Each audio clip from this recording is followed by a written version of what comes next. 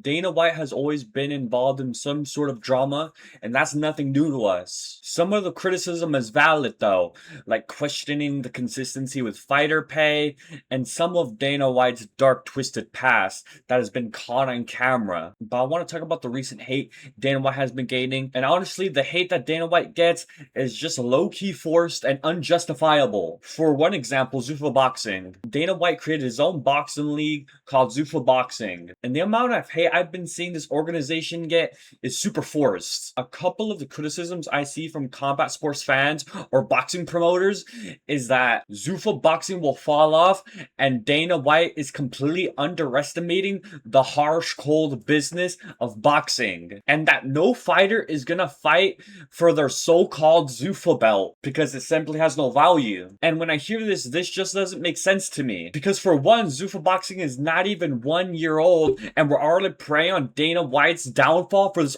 organization to fall because we simply don't like the guy because, oh, maybe he doesn't pay his fighters that much, or he slapped his wife in front of everybody and when he was drunk 5 years ago. But if we're able to be mature for once and actually look at what Zuffa Boxing has and the amount of fighters Dana White has signed, it's quite impressive what Dana White has done within, what, 7 months? The Zuffa roster, as of right now, they have Jairo Pataya, Connor Ben, Shakur Stevenson, Rayo Venezuela, Brandon Lee. Only true ball knowers know about Brandon Lee and so many other fighters that Dana White has under his wing. And whenever Dana White announces a fighter signed to Zuffa Boxing, the whole community almost sees this as a bad thing. The perspective that you guys have whenever a fighter signs to Zuffa is like, oh no, this person's never gonna fight this person now. This fighter's career is ruined now since he signed to Zuffa. And sure, that may be the case, but there is some fighters like Shakur Stevenson who has made it clear on multiple interviews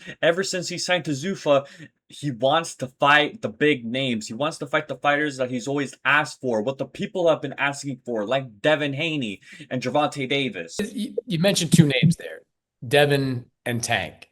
Are those the two biggest names that you're targeting right now?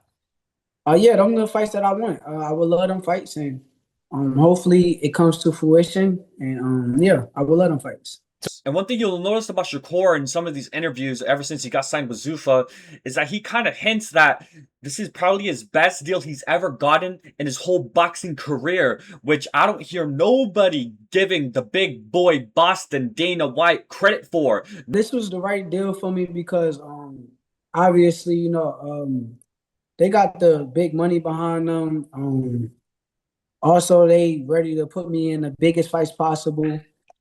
And I just feel like it's that time in my career. I feel like now it's like we're ready to fight the biggest fights and fight the best fighters and see who is who. And I think it's that time. Nobody's giving credit for Dana White for the fact that whenever these boxers come into Zuffa, they're probably going to get the biggest paycheck ever in their life. And yet, these boxing fans go back to this ignorant mentality. Whenever they saw Shakur being signed to Zuffa, they were like, oh no, Shakur's never fighting Devin, he's never fighting Gervonta. But that statement doesn't really make sense to me, because in reality, we should be questioning Devin Haney and Gervonta Davis for ducking and not making certain fights happen. Because if you just look at Shakur's career alone, you could argue that Shakur probably has the best resume compared to Devin Haney and Gervonta Davis. Shakur Stevenson, in his boxing career, has fought Oscar Valdez, Edwin De Los Santos, William Cepeda, Teofimo, and he's probably going to fight Devin Haney or Gervonta Davis later down the road, but we're saying that Shakur Stevenson is going to be ducking these fighters ever since he signed to Zuffa? Like, why can't we question Gervonta Davis? Why can't we question Devin Haney? Like, Devin Haney's only good win is against Lomachenko. And Gervonta Davis is basically retired from boxing because this dude picks and chooses whoever he wants to fight, what weight class, how much weight you have to drain yourself to even fight him, and this dude is like in house arrest right now. So why are we trying to question Shakur Stevenson as if he's the problem in boxing? It's definitely not Shakur. You guys have to question Devin Haney and Gervonta Davis for not actually making these fights happen. And They're probably part of the reason why fights don't happen is because their team, their little promoters that they have in the background are probably the reason why these fights are being held back. And Oscar De La Hoya and Eddie Hearn are just jealous of him. It's very clear. It's night and day. Listen, Dana White is a wizard when it comes to business. And I don't think people give credit for Dana White for literally grabbing the UFC when it was literally on its last breath and reviving it. Nobody gives credit for Dana White for having the business mentality like a freaking Michael Jordan in his prime. He has the biggest names in boxing already in his freaking palm of his hands, with Zuffa not even being 1 year old, but we're criticizing Dana White for what? We're just hating at this point. The Dana White hate is forced. So the fact that we're already judging Dana White and we're judging Zuffa boxing that will fall off is just simple judgment and pure hating. You can't respect the game. And this whole argument that no fighter's gonna be fighting for the Zuffa belt because it's worthless. No one's gonna fight for the Zuffa belt. Who's gonna be fighting for the Zuffa belt? And it's like, people, are we serious right now? Like, boys and girls, have we not done our history? At one point, the WBC belt meant nothing. At one point, the WWE belt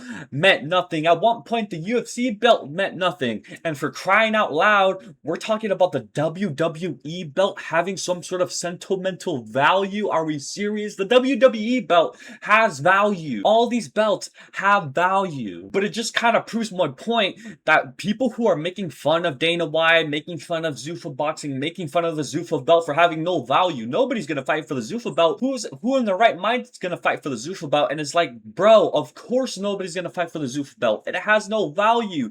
This is how business works. Freak boxing for a little bit. We're talking about basic economics. We're talking about basic business here. Like, of course something's not gonna have value until there's history behind it, until there's somebody making that belt valuable. Nothing has value until you build it up, until you have a roster, until you have a little bit of experience. People buy certain types of boxing gloves because of its reputation. Whenever people see Floyd Mayweather fighting with those certain type of gloves that he has, you know, like the guy that looks like a little stickman figure, people want to buy those gloves because look, Floyd Mayweather's wearing them. That means they have to be good, right? To pivot onto another point, the pure jealousy and the pure just hatred that Oscar De La Hoya and Eddie Hearn have for Dana White needs to be studied. Because one thing's for sure, Oscar, he's a great fighter. He's a legend in my eyes. He's a GOAT. He's one of the greatest boxers to ever live.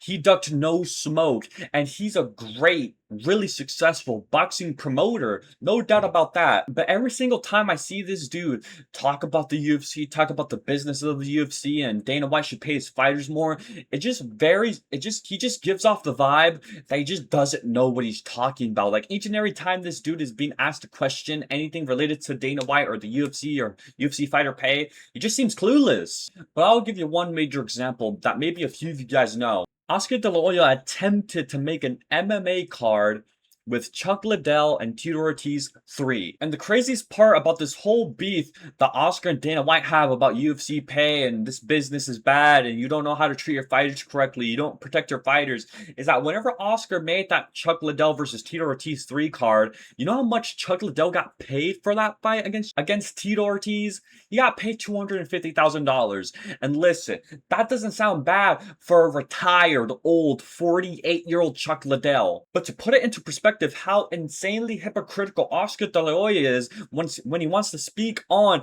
Dana White and UFC fighter pay and this and that and this.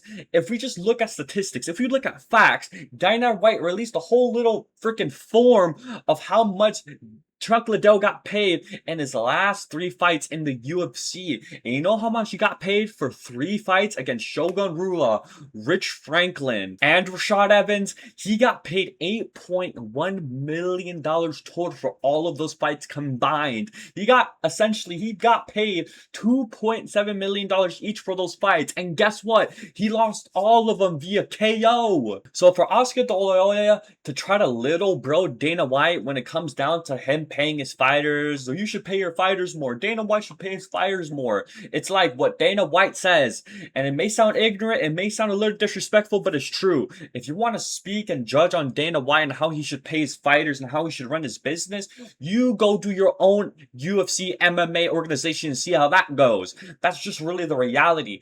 Dana White, the UFC is just one organization. It's one building. It's one skyscraper. He doesn't have anyone backing him up other than just one entity, which is the UFC. Like boxing, they have freaking different organizations, different promoters. They have a whole generation of people backing them up and giving them money. And don't get me started with boxing promoter Eddie Hearn. At least with Oscar and Dana White's rivalry, it seemed real. It seemed like there was bad blood. It was sort of entertaining when it happened. But with Eddie Hearn, he tries to get himself involved with this rivalry so badly. It's like, bro, it's cringe. You're trying to force yourself to be in the history books of, okay, Oscar and Dana White beefed, Dana White beefed with like Bob Arum maybe.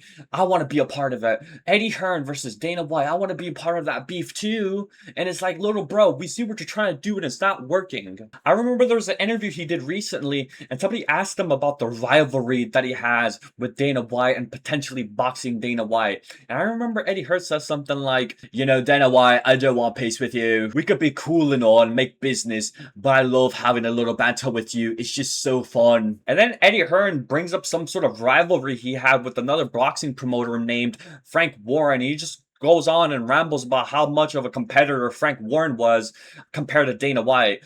Like, Frank Warren, let me tell you, this dude was a beast of a competitor.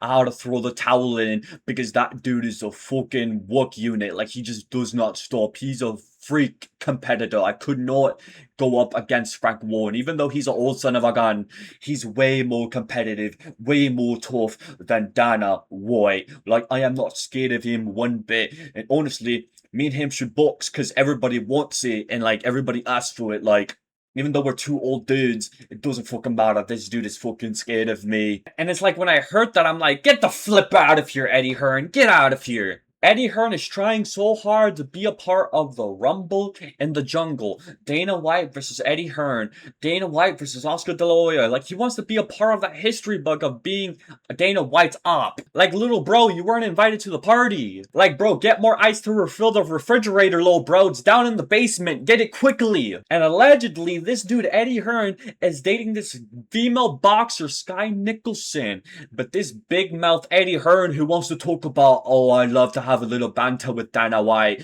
I'm a major fucking competitor. I'm having a lot of fun with this, actually. I don't want no peace with you, Dana White. This big mouth buffoon doesn't even want to mention the fact that people are accusing you, Eddie Hearn, that you're dating your own boxer that you have signed, Sky Nicholson. This is a big conspiracy theory in the boxing community that this dude is dating one of her co-workers, essentially one of her collaborators, whatever you like to call it, Sky Nicholson.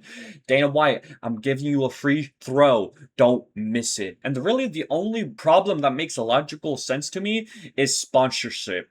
Sponsorships. This is a problem in the UFC as well, where a fighter is not allowed to show off their sponsorships unless the UFC, Dana White, is involved in it so they can make a little bit of the money too, which seems selfish, and I agree. I do wish Dana White and Zuffa Boxing would allow these fighters, these boxers, to actually show off their sponsorships so they could all make money, because boxers, at the end of the day, we want these boxers to thrive. We want these boxers to make a little bit of money. So I hope that with Dana White, and I'm giving him a benefit of the doubt here, Dana White and Zuffa Boxing will come into some sort of logical conclusion to give some sort of exception with these big fighters like Shakur Stevenson or Conor Benn or Edgar Berlanga or Richardson Hitchinson. Another huge misconception that I also see from Dana White is the whole Ali Act.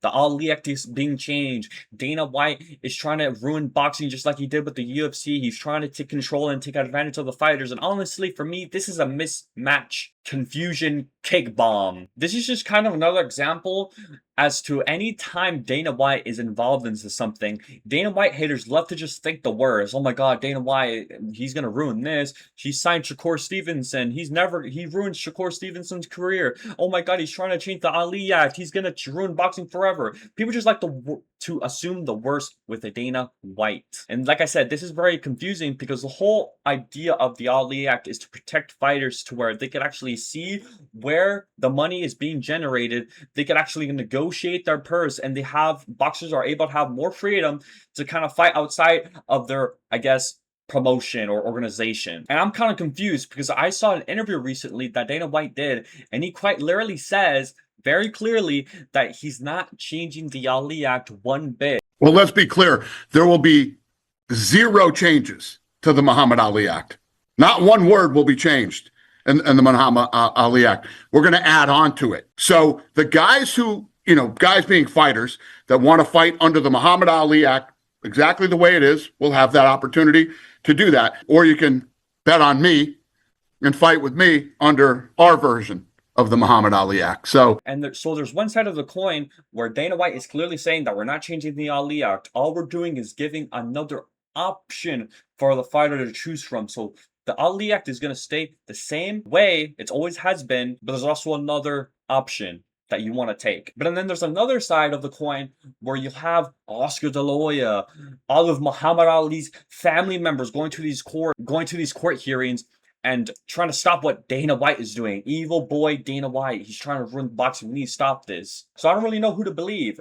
Dana White, who's clearly saying in some interviews that we're not changing the Ali Act one bit. But then there's another side where Oscar, Muhammad Ali's grandson, Muhammad Ali's wife or girlfriend, they're all coming to these court hearings and trying to stop what Dana White and Zuffa Boxing and TKO are trying to do. And everybody's making a big deal out of it, which I don't really understand who to believe at this point. I believe that Zuffa Boxing will be a success. I'm not trying to be AI generated. I'm not trying to get a free tickets to a Zuffa Boxing match. That's not what I'm trying to do here. I genuinely believe word of mouth.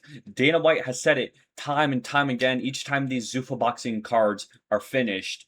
And he goes on the post-fight press conference and he always says the same thing. Judge us in a year. Judge us by the end of the year. Judge us by 2027, whatever. And honestly, low-key, I get chills when I hear him say that because look at what he's doing within 7 months. He already signed one of the biggest names in boxing, Shakur Stevenson. He got Conor Benn, he got Jairo Pataya, he got Edgar Berlanga, he got Richardson Hitchinson, and he's probably going to get way more people under his wing soon. This dude, Dana White, is straight up collecting the Infinity Stones, getting all the biggest names, and he's probably going to make all the fights that we ever dreamed of actually happen. And everyone's just going to be mad at Dana White saying, oh, he's ruining boxing. Oh, like Shakur Stevenson sold his soul. Like you guys are gonna just keep throwing different things at Dana White until something sticks, and it's not gonna work because Dana White's gonna keep moving, keep working, have his head down, have a tunnel vision, and just grind and make everybody mad. And I almost guarantee you that Shakur Stevenson will fight Gervonta and Devin Haney. Mark my words, because that's what Shakur wants. If you look at these interviews that Shakur is doing, he's making it distinctively clear that he doesn't want to fight Rayo Venezuela. He doesn't want to fight another Zuffa boxer that Dana White has under his wing. He wants to fight very specific people like Gervonta and Devin Haney, and honestly, I believe him. Been a lot of chatter about perhaps Rayo Valenzuela being your first fight with Zuffa Boxing. You're shaking your head. Nah, I won't be fighting Rayo. Like I believe Dana White's vision of Zuffa Boxing. There's a whole reason why he even did this in the first place. Not because it's a money grab for him. It's because he saw that there was clear holes and clear problems in boxing.